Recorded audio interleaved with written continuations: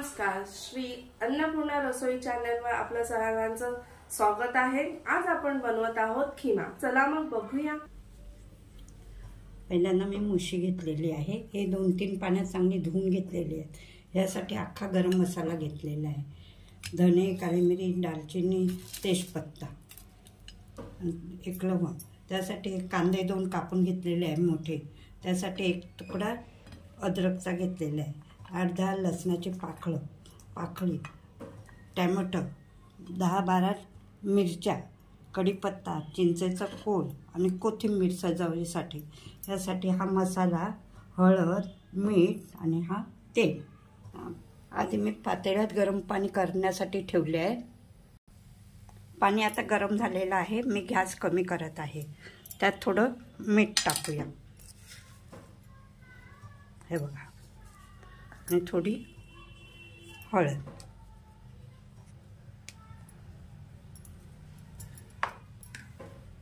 आता ही मी मुशी टाकत आहे।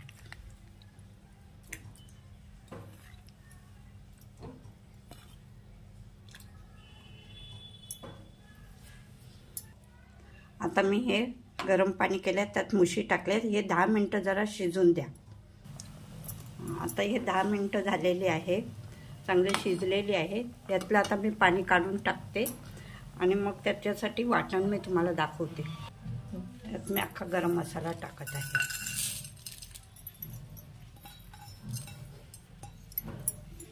चांगलं भाजून घेत आहे।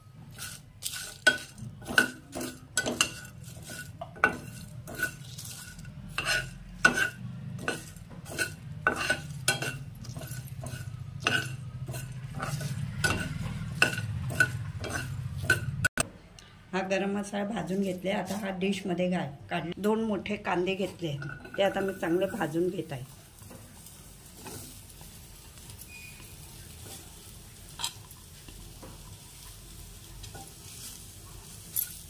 त्याकरता मी थोडं तेल टाकत आहे भाजण्यासाठी।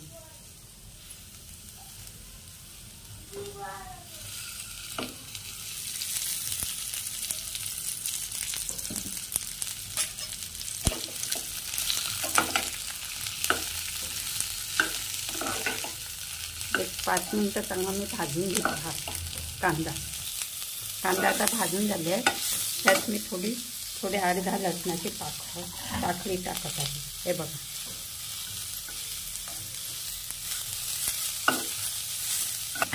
थोडं हे अद्रक टाकत आहे, कापून घेतलेलं आहे ते टाकत आहे।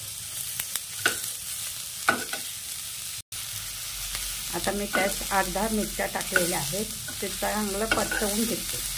हे आता मी परतवून घेतले आहे। अद्रक, लसूण, कांदा आणि मिरची याची आता मी पेस्ट करत आहे। आता हा भाजलेला गरम मसाला मी वाटून घेत आहे। हे मी आता गरम मसाला चांगला भाजलेला आहे, त्याची पावडर करून घेतलेली आहे, कारण ते वास। आता हे भाजलेले आहे सगळं, कांदा हे भाजलेलं आहे। त्याच्यात मी टोमॅटो 1 टाकत आहे। याची आता मी पेस्ट करून घेत आहे। आता हे मी मिक्सरला वाटून घेतलेला आहे। पहिल्यांदा मुशीचा हा काटा आहे ना मधला, हा काढून घेत आहे। आता हा काटा काढलाय, आता मी खिमा करत आहे। आता मी ही कढई गॅसवर ठेवले, त्याच्यात तेल टाकले। आता हे वाटण मी टाकत आहे। आता हा मी चांगला परतवून घेत आहे, हे बघा। त्यात आता मी मसाला टाकत आहे 2 चमचे।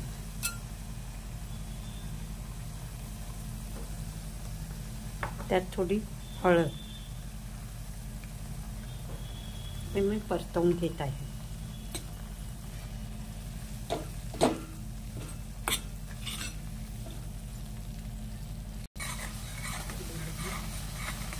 मी टाकले। आता मी यात गरम मसाला टाकलेला आहे। आता त्यात मी चवीनुसार मीठ टाकत आहे। चांगलं तेल सुटेपर्यंत हे परतवून घ्यायचं आहे। त्यात आपण टाकत आहोत हा मुशीचा बनवलेला खिमा आहे, तो आपण टाकत आहोत।